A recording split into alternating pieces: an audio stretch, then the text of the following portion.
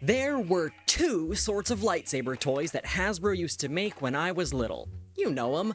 Premium ones that would light up and make sounds and break.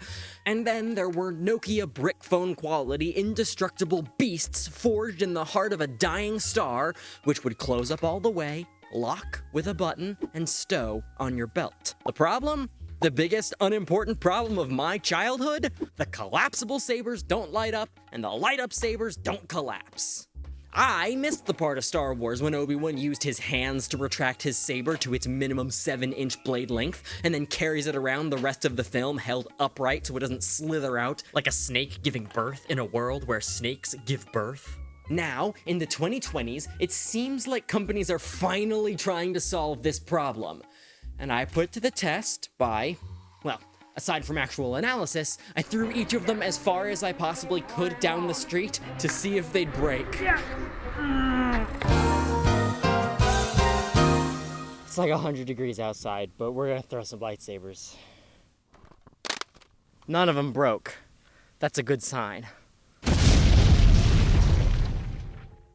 Hi, I'm Jett, and here's the problem. Inside one of the cheaper sabers, the latching mechanism is surprisingly complex.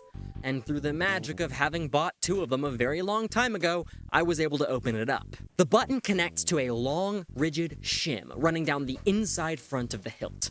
When you slide the button down, so too slides the shim, depressing a spring-loaded lever with a hook at one side. This hook latches with an omnidirectional circular notch at the bottom of the blade tip until you slide down the button and release the latch, just like the magnet mechanisms of a Bakugan. Seeing all of that, where's the light bulb gonna fit? Considering the light-up sabers had to house D or C batteries, a soundboard, impact sensors, and an incandescent bulb, already ballooning their size to the size of a balloon, there's no space left inside for the blade, much less the latching mechanism. I got the Grogaber here as a control. There's a cloud, which means God is approving of what we're doing. I'm going to throw a baby down the road.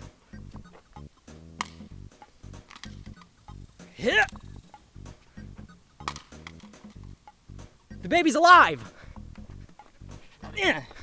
One attempt at innovation, which I had talked about in my near hour-long lightsaber deep dive video, was the force action lightsaber. It's springy. It springs out spring style. So what's the catch? Well, it's big. It's so goddamn big, it's like a joke toy, halfway in size between a lock-in lightsaber and the giant lightsaber I 3D printed last year in a vain attempt to feel like a kid again, but don't ask about that. Why would you ask about that? Look at how cumbersome the force action lightsaber was when I was a kid. Imagine how happy my bullies were when they saw me. And yet, even with all of its features, it was missing something. One forgotten little thing. One beautiful feature that Hasbro lightsaber toys always seem to forget nowadays. Even this brand new one that seems to be the pinnacle of lightsaber roleplay technology. Drop test. Go. Takes it like a champ. Immediately very scuffed. Spring open sabers have been a very rare feature of the Star Wars roleplay lineup. Hasbro has otherwise stuck to designs with the base-level immersion-breaking flaw of half-collapsible blades. For goodness sake, it's their bread and butter. They've done everything but fix it, instead bombarding children with non-canon toyetic gimmicks for the last 20-odd years. Customize them, spin them, combine them, color change them, have a gun on them, be sorta from the Acolyte but not the one saber from the Acolyte that has a gimmick identical to a toy that you used to make. Meanwhile, the fully collapsible sabers have diminished to a shadow of what they once were. First, they slimmed down the hilts for the Clone Wars TV show, which was actually pretty awesome. Then they got rid of the activator button entirely, now relying on little tabs to keep the blade segments in place, which sidesteps the issue of blades getting stuck extended after being pulled out really tight. There are downsides to the little tabs method, which I will talk about later, but it's a fine innovation. I miss my big red button, but that's fine. I'm fine. Let's destroy my childhood now. Toss test. 3, 2, 1. Yeah! Looks fine. No problem. Ah, the sun's back. God disapproves now. Good grief. That was my highest throw yet. No problem, dude. Yet the game of lightsaber telephone has continued, slowly returning the hilt to deformed simulacra. Always canon proportions are ignored, if they're even doing a canon design in the first place, and one year the dark-cloaked fell priests at Hasbro refused to ritualistically sacrifice the Grogaber immediately after birth in the way that it is written, cursing us thus with 7 years lacking a bountiful harvest. In the middle of this uncontrolled chaos, this hit the shelves only a couple years ago. The Power Saber by Goliath, which does this. And this. Whoa. Here it is next to the Force Action Lightsaber. Does more, yet smaller. Huh. Really? At one time, this technology was meant to feature in an official Hasbro Star Wars toy, according to The Verge. Hasbro had the rights, Hasbro was developing it, yet for no official reason, they abandoned the concept and returned ownership to the original inventor with no strings attached. Evidently, they weren't worried about losing sales to an off-brand, because said inventor was quick to make lemonade out of almost finished lemonade, distributing his new Power Saber into Walmarts and Targets in record time. The mechanism is brilliant. Many layers of brilliant. Not only can it extend, it can also collapse on its own. Not only can it collapse automatically, but you can get away with jamming the blade back into the hilt with brute force, and it doesn't seem to harm the mechanism. It probably likes it. Furthermore, the mechanism is contained entirely in the hilt, leaving the blade lightweight and not as easily damaged as if it had its own moving parts inside, and the motor still leaves room inside for lights and sounds. Non-copyrighted generic sounds in a non-copyrighted generic hilt. Here's how it works. A long helical screw gears with the very tippy top segment of the blade, pushing it upward.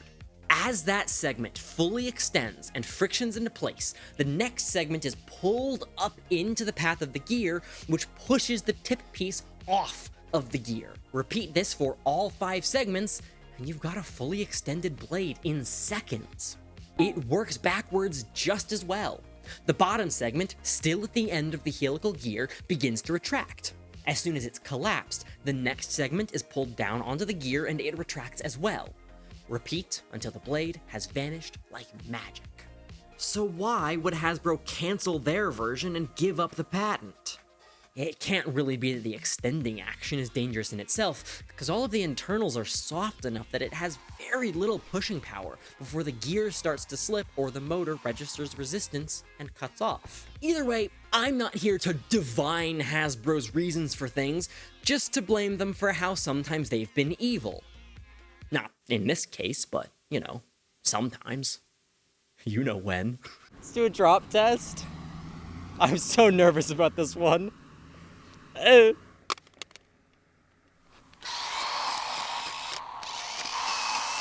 We only have one of these.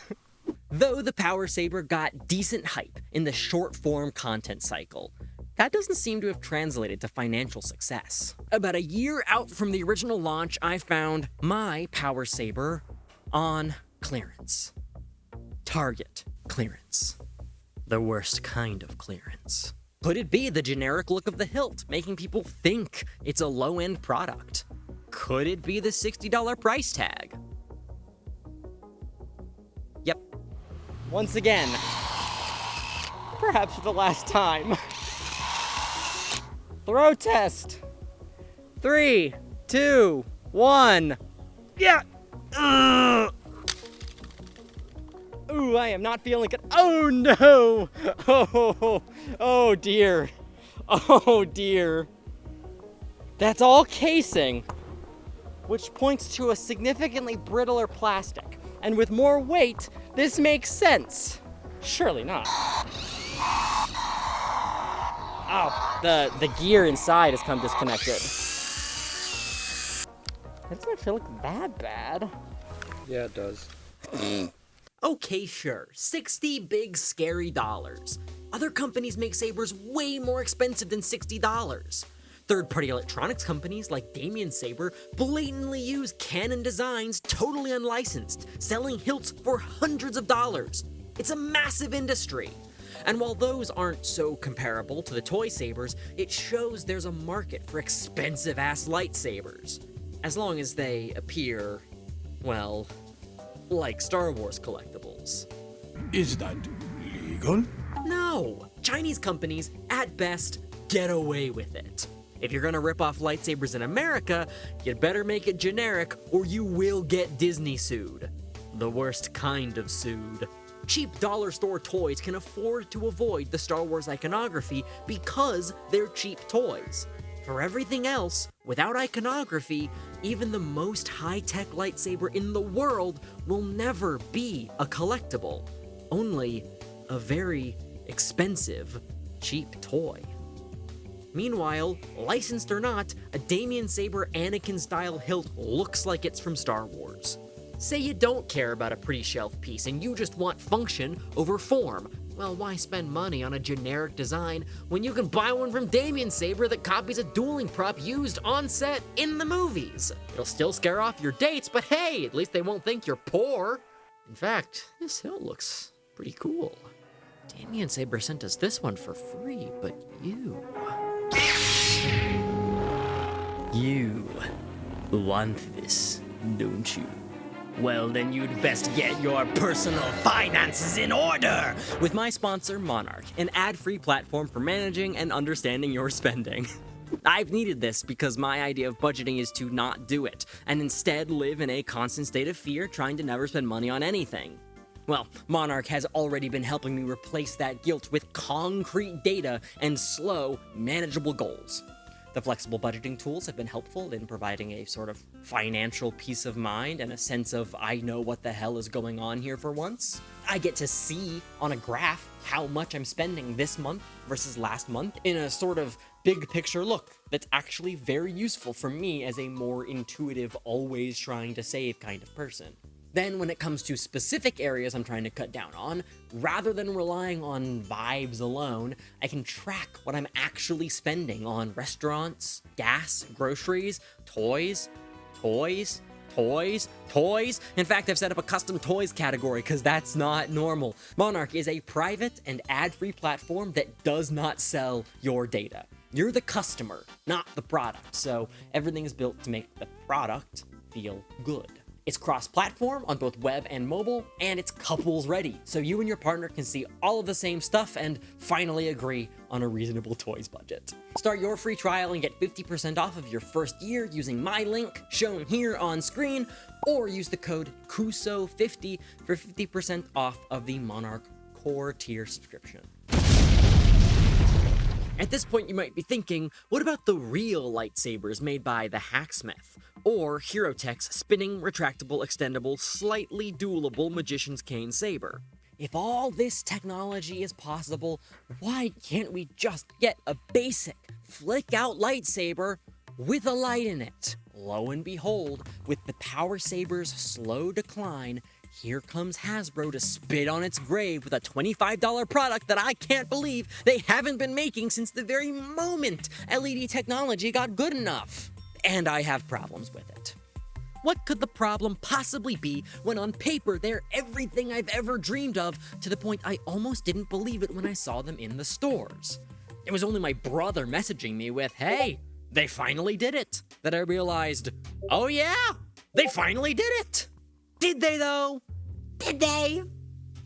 I don't know if they did. Let's see here. Flick out blade, lights inside, motion, clash, sound effects, seemingly the whole 9 yards. Well, the whole 20 inches, actually. Ooh, that's kind of small. And compare that to the whole 23 inches of the Power Saber. It's close, but still noticeably shorter. New collapsible saber. 3, 2, 1. I don't see any cracks. Lights still work. Real scuffed. Not much you can do about that. 3, 2, 1. This feels bad. Oh! It has held up. That's a good sign. Something's missing, though. Something feels wrong here.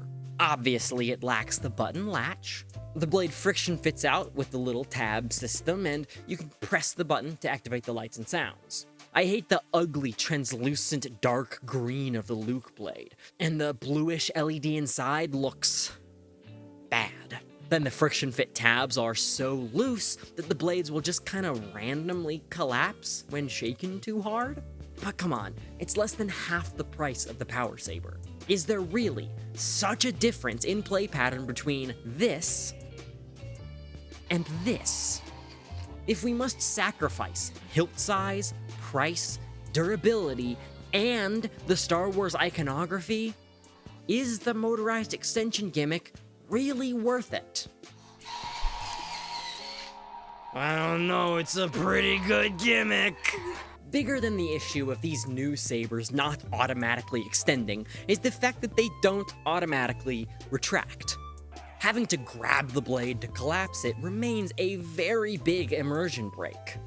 As a kid, I would collapse my blades using a wall or a tree or my enemies, rather than frequently pretend stigmata my hand every time I needed to turn off my saber. That did and still does hurt my ability to believe that this is a lightsaber. Yet even that isn't the biggest immersion break. It is not the most egregious oversight. That is not what's really missing from these new sabers. No. They've forgotten the best feature of the old lock-in sabers, beyond durability, beyond collapsibility. You know what they don't have? A belt clip. You know what it should have? A belt clip. You know the real best feature of the freaking Power Saber? The belt clip!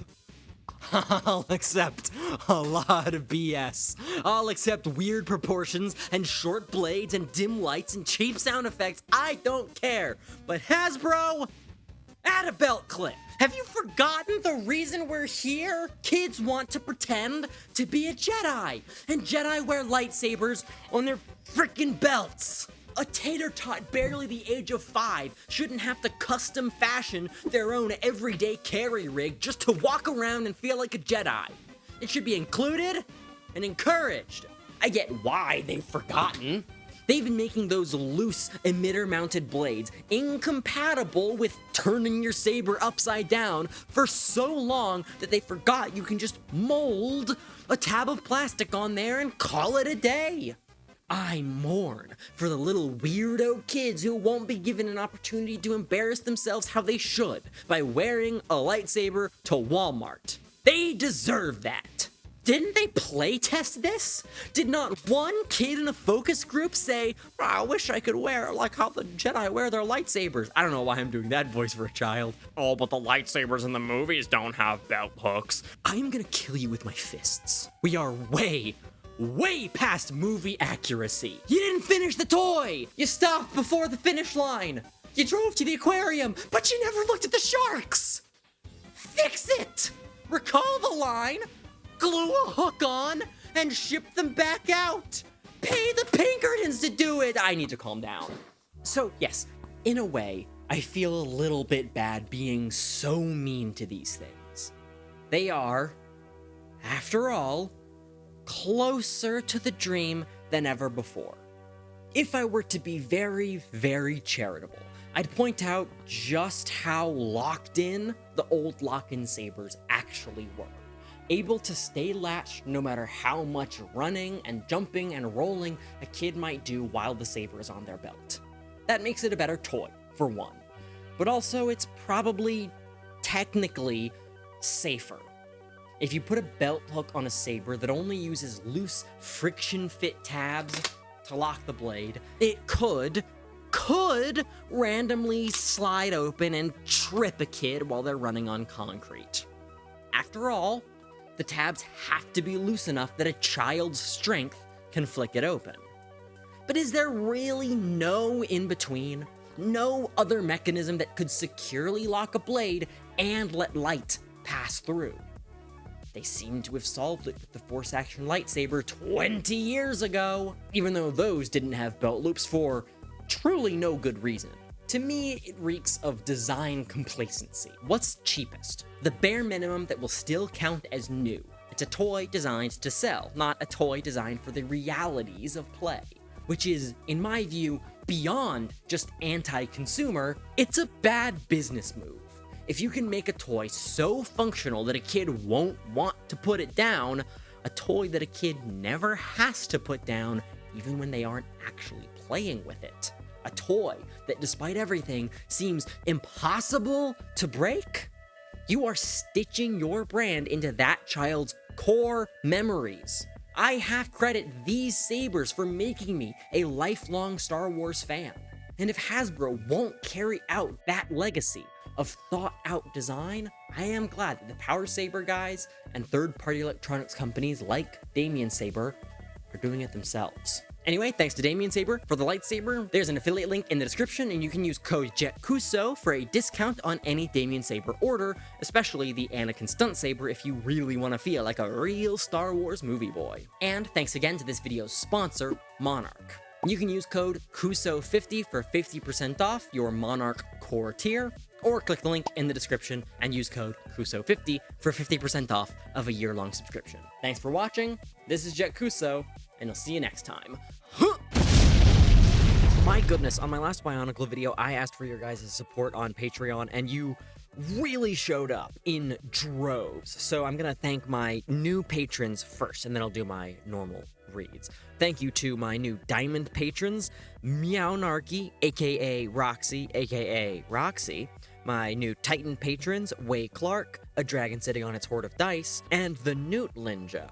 My new Hyper patrons, Frederick Rickson, Lightning Lancer, Rioa Alcove, Luca Soares, That One Persona, Nice Work Boyo, Joshua Lawson and Squiddy, and a bunch of new base patrons, Grimcraft, Kema Madeira, Vivian Bluke, Scott Harvey, Kestrel Miles, Richard Ossie, Gergo Demeter, Sky Ganfor, Chris Mihalski, Tom Brunel, Blast Flight, Kaiju Master, Miguel Santos, Alan Sailkoff, Lazy Link 17, Starcasters, Coffee Lich, Kalobes,